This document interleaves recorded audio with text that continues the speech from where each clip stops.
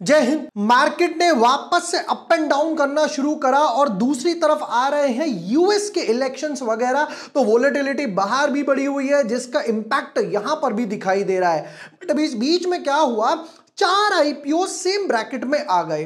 अब 4 आईपीओ आए, कोई फूड डिलीवरी से हो गया, कोई इंश्योरेंस वगैरह से हो गया, कोई सोलर रिन्यूएबल से बिलोंग करता है। लोगों में ये कंफ्यूजन है, यार मैं ये अप्लाई करूं या ये अप्लाई करूं या ये बड़ा बड़ा बहुत कंफ्यूजन है। अब इस बीच में एक और आईपीओ ने एंट्री मारी है, नीवा बूपा करके है, इंश्योरेंस सेक्टर से बिलोंग करता है। देखिए इंश्योरेंस सेक्टर ने कोविड के बाद क्या करा है, ये लोग बोल रहे हैं कि भैया हमारे क्लेम्स वगैरह बहुत बढ़ गए हैं, तो ये हर साल 10-5% प्रीमियम बढ़ाते ही जा रहे हैं, जिसका कॉमन इन्वेस्टर को एक अच्छा लग रहा है इन्वेस्टर के तौर पे, बट बायर के तौर पे या रिटेल या परचेजर के तौर पे मुझे बुरा लग रहा है। अब इस बीच में ये नीवा बूपा क्या कमाल करके दिखाएगा, अप्लाई करना है या नहीं करना है, ये सब आज की वीडियो में देखने वाले हैं।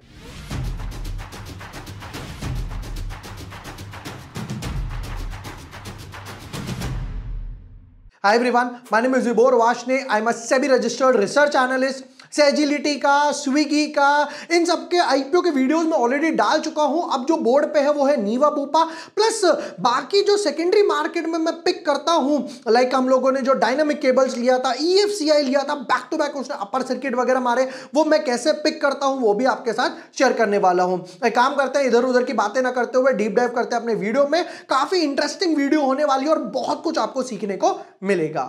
But yes, before moving ahead, अगर अभी तक आपने चैनल सब्सक्राइब नहीं किया है, 348 के हो गए, 350 के पर हम करने वाले ग्रैंड लाइव सेशन 1-1.5 घंटे का। देखो ये एसीएमई सोलर आईपीओ के एनालिसिस भी डाल दिए, सेजिलिटी के भी डाल दिए, दिवाली के स्टॉक्स वगैरह दिए थे, स्विगी के एनालिसिस वगैरह भी डाल दिए हैं। यहां पर आपको on the board Nifty, bank Nifty, ये जो मैंने दिया था कि भाई सपोर्ट का लेवल क्या है, हेड एंड शोल्डर वगैरह, मेरा टारगेट वगैरह बीट हुआ, ये 3 क्वार्टर रिजल्ट जिनके बारे में भी मैं बात अभी थोड़ी देर में करने वाला हूं। अगर हम टेबल की बात करते हैं तो यहां पर ये देखो सेजिलिटी का आईपीओ आ गया, इसके एनालिसिस डाल दिए, स्विगी के डाल दिए, एसीएमई। अब आइए बारी नीवा बूपा की, फिर उसके बाद आएगा एनटीपीसी का। इसका शेयर होल्डर कोटा कैसे काम करेगा उसका वीडियो भी मैंने यहां पर डाल दिया है, वो वीडियो भी जाके चेक कर लेना। ये आ रहा है 7 से 11 के ब्रैकेट में। हमें यह भी चेक करना पड़ेगा क्या इन दोनों के और इनफैक्ट इसके भी फंड्स फ्री होंगे या नहीं होंगे, तो उससे पता लग जाएगा ओवर सब्सक्रिप्शन कितना होने वाला है। चलो एक काम करते तो पहले यही चेक कर लेते हैं। तो ये 11 तारीख को खत्म होगा। एसीएमई वाले क्या बोलते हैं कि भैया अलॉटमेंट आएगी 11 तारीख को, फिर उसके बाद 12 तारीख को यहां पे रिफंड्स आएंगे। 90% फंड फ्री नहीं होंगे, क्योंकि ये तो सामने से कह रहे हैं हम तो 12 के लिए रेडी हैं। बहुत एक 10% चांस है किसी किसी का जब अलॉटमेंट नहीं मिला तो immediately hand to hand free हो जाए। बट दूसरी तरफ इसको हटाते हैं, सेजिलिटी वाले क्या बोलते हैं जरा इनकी भी सुन लेते हैं भाई। सेजिलिटी वाले यहां पर बोल रहे हैं कि भैया हमारा यहां पर अलॉटमेंट आएगा 8 तारीख को और रिफंड्स 8 तारीख को ही हो जाएगा। तो यानी सेजिलिटी के फंड्स तो फ्री होंगे, बाकी 2 आईपीओस के फंड्स फ्री नहीं होने वाले। यानी कि इसके फंड्स फ्री होंगे, स्विगी एसीएमई के फंड्स फ्री नहीं होने वाले। राइट, इसको बंद करते हैं, इसको बंद करते हैं, इसको बंद करते हैं। अब बारी आई है नीवा बूपा की। समझेंगे भाई नीवा बूपा क्या करता है क्या नहीं है, और बाकी इंश्योरेंस कंपनी के साथ भी मैं कोरिलेट करने वाला हूं। Incorporated in 2008, Niva Bupa health insurance company limited is a JV between the Bupa group and Fettle Tone LLP. ये वो वगैरह वगैरह कहां पे है, इंश्योरेंस देती है किसमें, हेल्थ सेक्टर पे ही इनका फोकस है, एज द नेम सजेस्ट। ठीक है, next, the company offers a holistic proposition by providing customers access to a comprehensive health ecosystem and capabilities। ये वो वगैरह डेल दिया। Retail product design for individuals and families वगैरह, कुछ होते हैं जो अपने लिए लेते हैं, कुछ होते हैं जो भाई फैमिली को भी इंक्लूड कर लेते हैं। Group products intended for employers and employees, कुछ कंपनी वाले होते हैं जो अपने एम्प्लॉइज वगैरह को देते हैं, तो इनके पास दोनों कैटेगरी वगैरह अवेलेबल है। नेक्स्ट पे बोलते हैं अभी जो क्वार्टर खत्म हुआ 2 क्वार्टर पहले, the company had 14.7 million active life insured, मतलब कि ऑलमोस्ट 1.5 करोड़ के आसपास इनके पास एक्टिव था। नेक्स्ट पे चलते हैं, फिर उसके बाद कहां का अवेलेबल है, 22 स्टेट्स और 4 यूटीज में, ऑलमोस्ट पूरा ओवर ऑफ इंडिया ही बोल दो। फिर उसके बाद बोलते हैं भैया ग्रोथ जो हुई है इनकी ग्रॉस प्रीमियम्स वगैरह में 41% का सीएजीआर हुआ है लास्ट 2 साल वगैरह में, और रिटेल वालों में 33% का हुआ है। 410 एम्प्लॉइज है टेली मार्केटिंग टीम्स वगैरह में, मशीन लर्निंग ये वो इन्होंने वहां पर लिख दिया है। चलो ओवरऑल स्ट्रक्चर समझे देखे तो अच्छा लग रहा है। जैसा मैंने बताया कोविड के बाद क्या हुआ, इन्होंने अपने इंश्योरेंस प्रीमियम बढ़ा दिए हैं और कोविड के डर से ना लोग धीरे धीरे इंश्योरेंस वगैरह लेते ही जा रहे हैं, राइट, कि भाई हमें नहीं पता आगे जाकर क्या होगा, तो वो हेल्थ इंश्योरेंस फैमिली के साथ ये वो वगैरह लेते ही जा रहे हैं। ठीक है, ओवरऑल इंडिया में है 1.5 करोड़ के पास लाइफ इंश्योर्ड वगैरह इन्होंने यहां पर लिखा हुआ है। ठीक है, अब नेक्स्ट पार्ट को जरा इंपॉर्टेंट कुछ डेट्स वगैरह भी देख लेते हैं। बच्चा इंपॉर्टेंट डेट से पहले जरा एक बार हम लोग कुछ, मैं जो आपको सेकेंडरी सेक्टर के बारे में बता रहा था, अभी हम लोगों ने ये जो वीडियो डाला था 3 stocks with best quarter result, जब मार्केट गिर रहा था, 10 दिन पुराना वीडियो है, लास्ट हफ्ते भी मार्केट वगैरह एक अच्छा खासा टम्बल डाउन करा, तब मैंने ये 3 कंपनीज दिए थे कि भाई इन्होंने सितंबर क्वार्टर में अच्छे खासे रिजल्ट्स वगैरह दिए हैं।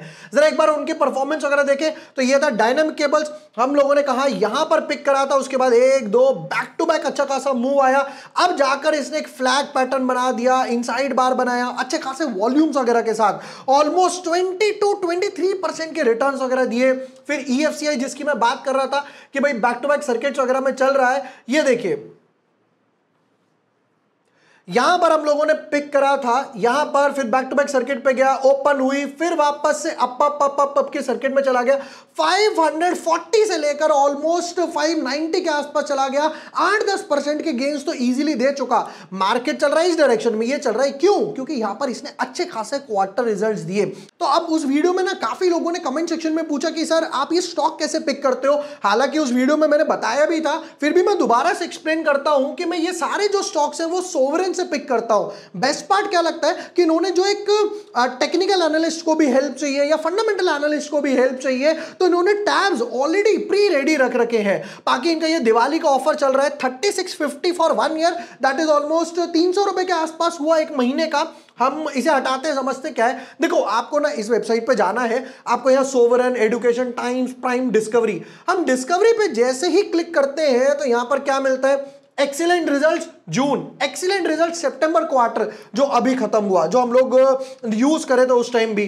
फिर क्या बोलते हैं, preferential issue, large order receipts वगैरह, जिसमें कैपेसिटी बढ़ा रहे हैं, केपेक्स बढ़ा रहे हैं, पार्टनरशिप हो रही है, बल्क डील, ऑर्डर बुक, ये मोस्ट इंपॉर्टेंट है, जिसकी जितनी ऑर्डर बुक उतनी उसके आगे जाके सेल्स और उतना ही प्रॉफिट वगैरह। प्रमोटर कहां पर बाइंग कर रहे हैं, कहां पर अप ट्रेंड है, तो ये चेक करते हैं जरा। यहां पर हम लोगों ने यूज करा था जेन, Bondada, WPL, BCL, Cosmic, 5 star, Genus Power, ये सब नाम सामने यहां पर इस तरीके से आ गए, जहां से हम लोगों ने यही देखो CDSL का नाम सामने भी आ रहा है, टेक्समैको नाम सामने आ रहा है, EFCI हमने यहीं से पिक करा था, फिर उसके बाद चॉइस, डायनामिक केबल्स देखो हम लोगों ने यहीं से पिक करा था। तो ये ऑटोमेटिकली आपको सब कुछ यहां पर ऑन द बोर्ड बनाकर देंगे। ये क्या बोलते हैं, फॉर द क्वार्टर एंडिंग, ये वो। सबसे बेस्ट पार्ट पता है क्या है, जो सारे फीचर्स मुझे चाहिए कि प्रमोटर कहां बाइंग कर रहे हैं, बल्क डील कहां पर हो रही है, अप ट्रेंड कहां है, प्रॉफिट किसका बढ़ा, सेल्स किसकी बढ़ी, ये सब आपको डिस्कवरी प्लेटफॉर्म वगैरह पे यहां पर मिल जाएगा।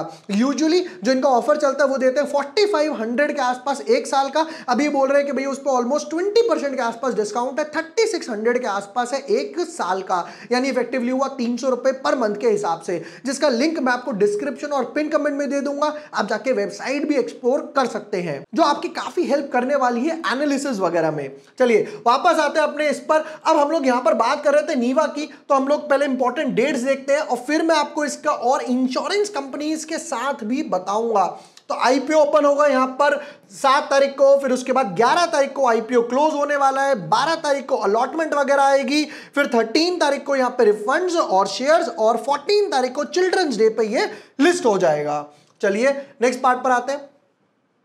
प्राइस बैंड वगैरह देखा जाए तो फेस वैल्यू रखी है 10 रुपए, 70 to 74 का प्राइस बैंड है, हमें अप्लाई करना है 74 पे, 73.9 या 74.1 किसी पे अप्लाई नहीं करना, इसको मार्क कर लो कि इस पे अप्लाई करना है। 200 शेयर्स का एक इन्होंने बंडल बनाया है। अब आती है मोस्ट इंपॉर्टेंट पॉइंट, देखो ये कह रहे हैं कि भैया 2200 करोड़ रुपए का IPO हमें चाहिए, जिसमें से सिर्फ 800 करोड़ रुपए ही फ्रेश इशू है, यानी कि समवट अराउंड 35% 36% के आसपास ही फ्रेश इशू है, बाकी 65% कहां है, ऑफर फॉर सेल। आपको नीचे बहती हुई गंगा दिखाई दे रही होगी मेरे, ये उसमें हाथ धो रहे हैं। यार एक बात प्रैक्टिकली बताओ मुझे कि आप 2200 करोड़ रुपए अगर कंपनी में लगाते तो मुझे ज्यादा अच्छा लगता, केपेक्स होता, राइट, और वर्किंग कैपिटल वगैरह बढ़ती और ब्रांचेस वगैरह ओपन करते, बट आप सिर्फ 35% 800 करोड़ ही कंपनी के लिए ले रहे हो। रेशियो 50-50 60-40 भी नहीं है, 35-65 है, जो कि डिसबैलेंस है। नेक्स्ट पार्ट पर आते हैं। QIB को देने वाले हैं 75% के आसपास, रिटेल को सिर्फ 10%, प्रोबेबली लॉस वगैरह करा होगा, और HNI को 15 ही देने वाले हैं। ठीक है, फिर रिटेल का जो एक लॉट बनेगा वो बनेगा 14,800 का। 2 लाख से ऊपर एप्लीकेशन जाती है तो HNI कैटेगरी में जाएगी, जिसके लिए आपको कोई सर्टिफिकेट नहीं देना, कोई लॉक इन वगैरह भी नहीं है, दोनों ओपन है, बिंदास बाय करो, बिंदास सेल करो। प्रमोटर के पास ऑलरेडी 62 है और प्रोबेबली इसके बाद 55-53 तक ही आ जाएगा, यानी ऑलरेडी काफी डाइल्यूट करके बैठे हैं। अब आती है बारी quarter results, right. Full year और अगेन एक क्वार्टर ही है, मल्टीप्लाई बाय 4 करके देखते हैं क्या बनता है। एसेट्स 2700 करोड़, 38 करोड़, 61, ऑलमोस्ट 62 और 65 के आसपास, यानी कि ये चीज तो क्लियर है कि एसेट्स लास्ट 2.5-3 साल में डबल हुए हैं, जो कि एविडेंट है, इनफैक्ट उससे भी ज्यादा हुए। एक क्वार्टर में ही कुछ 400 करोड़ के एसेट जोड़कर बैठे हैं। रेवेन्यू 1800 करोड़, 28 डबल हुई, 41, 41 और अब ये 11 मल्टीप्लाई बाय 4 भी कर दोगे तो ऑलमोस्ट 44। बट मेजरली लोग जो इंश्योरेंस वगैरह लेते हैं ना, वो लास्ट के टाइम पे लेते हैं, जैन फेब, जब उनको टैक्स वगैरह बचाना होता है, तो ये प्रोबेबली 5-6 हजार करोड़ के आसपास इजीली पहुंच जाएगा। नेक्स्ट बताओ भाई, बचाता कितना हो क्लेम्स वगैरह देने के बाद। लॉस 1800 करोड़ की सेल्स पे 200 करोड़ का लॉस, 2800 करोड़ पे थोड़े से प्रॉफिट में आ गए 12 करोड़, 41 करोड़ पे आ गए 81 करोड़ के आसपास, मार्जिन अभी भी 2% के आसपास मान लेते हैं, चलो यहां पर 1% भी नहीं था, 0.5 लॉस, 0.5 2%, अब वापस से लॉस। अब ये लॉस क्यों आया, मैं आपको रीजन समझाता हूं। देखो होता क्या है, एक पॉइंट ऐसा है, जब तक सेल्स यहां पर करते रहोगे, यहां पर करते रहोगे, यहां पर करते रहोगे, इसको ऐसे बनाते हैं, जब तक आप यहीं तक सेल्स करोगे तब तक आप लॉस में ही रहोगे या ब्रेक इवन करोगे। जब आपकी सेल्स का ग्राफ ऊपर जाएगा तब वेरिएबल से ऊपर जाएगा, मतलब सैलरीज तो उतनी कांस्टेंट रहेंगी इंप्लॉइज की, राइट। तब ये जो लाइन आपने ब्रेक करी इसके ऊपर प्रॉफिट बनना शुरू होगा। तो मोस्टली अभी जो 18 करोड़ के आसपास है, राइट, तो अब जाकर जब ये 4000 या 2800 करोड़ क्रॉस करेंगे तब जाके ये प्रॉफिट वगैरह में आएंगे, बट मार्जिन बिल्कुल नहीं है comparative to other insurance companies वगैरह के हिसाब से। ICI, SBI वगैरह देख लो, राइट, उनके पास अच्छे खासे मार्जिन है, इनके पास मार्जिन वगैरह नहीं है। नेक्स्ट पॉइंट पर आते हैं। नेटवर्थ के बाद आ गया आपका रिजर्व्स एंड सरप्लस। रिजर्व्स 125, 300, 1200 भाई साहब, रिजर्व्स तो 3-4 गुना ग्रो कर गए, इनफैक्ट यहां तो 10 गुना के आसपास ग्रो किए हैं। बस बेस्ट पार्ट क्या है, बोरिंग्स 250, मतलब इन्होंने क्या करा होगा, एक बॉन्ड्स इशू करे होंगे, डिबेंचर्स इशू करे होंगे, लॉक इन पीरियड वगैरह वाले, जिसकी वजह से ये कांस्टेंट है। लोन से पैसा नहीं उठाया, प्रमोटर की होल्डिंग 62 है, यानी इक्विटी के थ्रू उन्होंने पैसा उठाया है। फाइनेंशियल्स की बात करूं, एसेट्स बढ़ रहे हैं, अच्छी बात है, रेवेन्यू बढ़ रहा है, अच्छी बात है, प्रॉफिट मार्जिन टम्बल डाउन है, बोरिंग्स कांस्टेंट है, ये अच्छी बात है, रिजर्व्स बढ़ रहे हैं, 10 टाइम्स हुए, पॉजिटिव है। किस लिए पैसा उठा रहे हो भैया, यहां पर बोलते हैं डेट टू इक्विटी 0.12, अच्छी बात है। Return on net worth negative, क्योंकि लास्ट क्वार्टर लॉस में गया। Price to book value 6 times, थोड़ा सा हाई है, थोड़ा सा हाई है। ऑब्जेक्टिव्स वर्किंग कैपिटल बेस वगैरह करना है, ठीक है, समझ आता है। ये देखो जरा SBI का ग्राफ, मैं कहता हूं कोविड आया था 2020 में, ये कोविड का लो पॉइंट है। यहां से भी अगर देखोगे तो हर बार SBI प्रीवियस लो प्रोटेक्ट करते हुए जा रहा है। SBI या कोविड में 600 पर था, अभी 1800 1900 मार के आया, 3 हो गया। इंडस्ट्री ग्रो कर रही है, एक चीज तो क्लियर है। फाइनल आते हैं वर्डिक्ट वगैरह पे। नंबर 1, ओवरऑल बात कर लेते हैं, सेक्टर अच्छा है, प्रमोटर होल्डिंग ऑलरेडी डाउन है, ओएफएस ज्यादा है, फ्रेश इश्यू कम है, प्राइस टू बुक वैल्यू के हिसाब से ऑलरेडी थोड़ा सा ओवर वैल्यू नजर आ रहा है। बट अच्छी बात क्या है, एसेट्स ग्रो कर रहे हैं, डेट इतना ज्यादा नहीं है, क्योंकि ये डिबेंचर्स लॉक इन वाले होंगे तो उन्होंने ये भी नहीं लिखा जो हम पैसा उठाएंगे उससे डिबेंचर्स वगैरह नहीं कर सकते रिडीम, क्योंकि लॉक इन पीरियड है 10 साल का 15 साल का जो भी इनके टर्म्स वगैरह रहेंगे। बट प्रॉब्लम क्या आ रही है, उस टाइम पे ऑलरेडी 4 आईपीओ आ रहे हैं। अब बात कर लेते हैं लगाने की या नहीं लगाने की। ओवर सब्सक्रिप्शन, लिस्टिंग गेन और लॉन्ग टर्म तीनों की बात कर लेते हैं। नंबर 1, लॉन्ग टर्म वाले डेफिनेटली अप्लाई कर सकते हैं, क्यों? क्योंकि सेक्टर ओवर ग्रोइंग है और यहां पर आगे जाकर जब कंपनी लिस्ट होगी, ब्रांड वैल्यू वगैरह बढ़ेगी, तब समझ आता है कि प्रॉफिट में धीरे धीरे आना शुरू कर देंगे और पॉपुलेशन भी बढ़ रही है। ठीक है। Number 2, over subscription, already 2200 crore उठा रहे हैं, जहां पे 15 to 20 टाइम्स ओवर सब्सक्रिप्शन होगा। क्यों? सेजिलिटी का पैसा भी यहां पर फ्री हो जाएगा। लिस्टिंग गेन, इतने बंपर लिस्टिंग गेन एक्सपेक्ट नहीं करने वाला। क्यों नहीं करने वाला? नंबर 1, मार्केट डाउन है। नंबर 2, स्विगी का पैसा वहां पर फ्री नहीं होगा। नंबर 3, ओएफएस ज्यादा है। नंबर 4, लास्ट 1 साल में भी लॉस पोस्ट करा, एक क्वार्टर में भी लॉस पोस्ट किया है, ये नजर आ रहा है, ये सबसे बड़ी प्रॉब्लम है। बट अच्छी बात क्या है, इंश्योरेंस कंपनी जो प्रीमियम बढ़ाती जा रही है, एज अ बायर प्रॉब्लम है, जेब से ज्यादा जा रहा है। एज अ इन्वेस्टर अच्छी बात है, जितना पैसा इनके पास आएगा। चलिए अब यहां पर लिस्टिंग गेन की बात करूं तो समवट अराउंड 10 to 20% के आसपास मैं लिस्टिंग गेन एक्सपेक्ट करूंगा, जिसकी वजह से मैं मॉडरेट क्वांटिटी में लगाऊंगा।